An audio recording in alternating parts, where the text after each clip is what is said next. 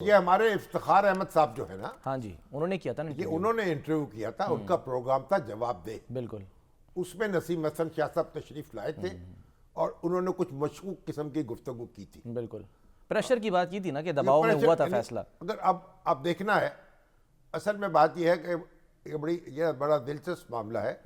اب سپریم سر کورٹ اس حسیب کو کو کیسے، ساتھ ہی رکھ لیں ذرا، وہ لیول پلینگ فیلڈ پہ بھی تھوڑی کر لیں، آپ اپنا کامنٹ کر دیں۔ اس میں اب مسئلہ یہ ہے کہ سپریم کورٹ، یہ جو نواب محمد احمد خان جی، پر، یعنی جو والد تھے احمد رضا قصوری قصوری صاحب صاحب کے، اور احمد رضا قصوری صاحب کے والد تھے، ان پہ حملہ ہوا اور احمد رضا قصوری صاحب بچ گئے، لیکن ان کے والد جو ہے نشانہ بن گئے۔ اس سے پہلے بھی قاتلانہ حملے ہو چکے تھے ان پر۔ انہوں نے ایف آئی آر درج کرا دی ذوالفقار علی بھٹو صاحب کے خلاف، جو وزیر اعظم تھے اس وقت۔ بالکل اب معاملہ دلچسپ یہ ہے کہ جو قتل کرنے والے تھے، جو فائرنگ کرنے والے تھے، وہ ایف ایس ایف کے اہلکار تھے، فیڈرل سیکورٹی فورس۔ ایگزیکٹلی، ان کے پاس سے جو اسلحہ برآمد ہوا وہ بھی فیڈرل سیکورٹی فورس کا تھا۔ اب یہ معاملہ ہوا کہ یہ تو سات جج سماعت کر رہے تھے نا اس مقدمے کی، اپیل میں سپریم کورٹ کے۔ 4 نے کہا ان کو پھانسی ملنی چاہیے، 3 نے کہا ان کو بری کر دینا چاہیے۔ اب مسئلہ یہ تھا کہ جو اس میں قانونی نقطہ تھا کہ جو ابیٹر ہے، وہ اعانت جو کرتا ہے، جو اعانت کر رہا ہے یا جو سازش کر رہا ہے، موقع پر موجود نہیں ہے، اس کے ہاتھ سے قتل نہیں ہوا، اس کو پھانسی کی، کیا اس کو پھانسی کی سزا ملنی چاہیے؟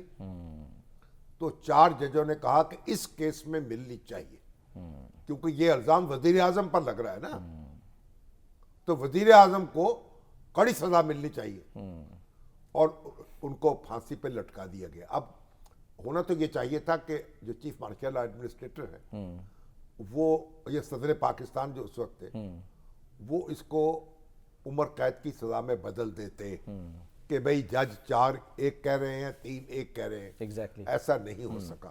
اب بڑی ایک اہم بات میں آپ کو بتاؤں، ذوالفقار علی بھٹو صاحب مرحوم کی پارٹی سے تعلق رکھنے والے جو صدر پاکستان تھے وہ موجود تھے، اور صدر پاکستان جو ہیں اگر وہ رہتے اپنے عہدے پر موجود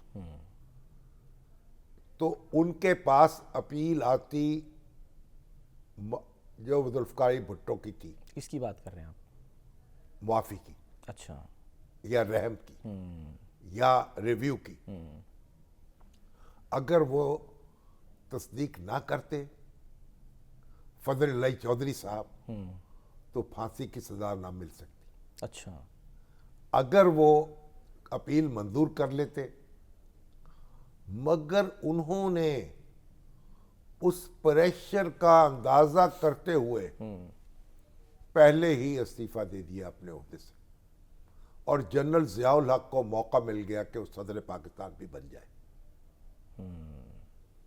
تو یہ بھی آپ تاریخ کے کیسے یعنی بھولے بسرے صحیح بات ہے، یعنی ابواب ہیں، امپورٹنٹ کچھ ایسے کہانیاں ہیں۔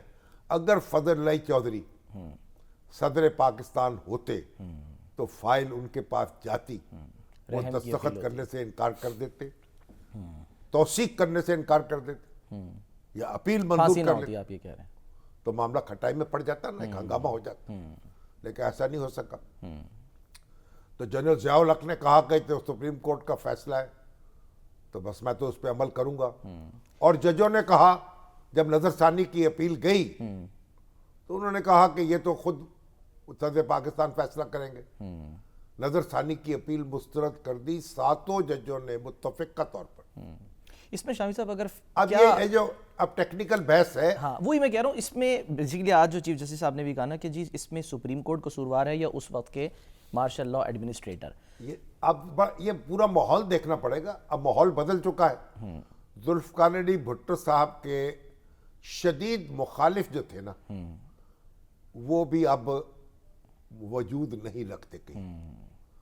اب وہ جو محاذ رائے کی کیفیت تھی وہ پیپلز پارٹی اور مخالفوں کے ساتھ وہ ختم ہو چکی۔ صحیح، وہ وکلا جنہوں نے یہ مقدمہ لڑا تھا وہ بھی اللہ کو پیارے ہو چکے.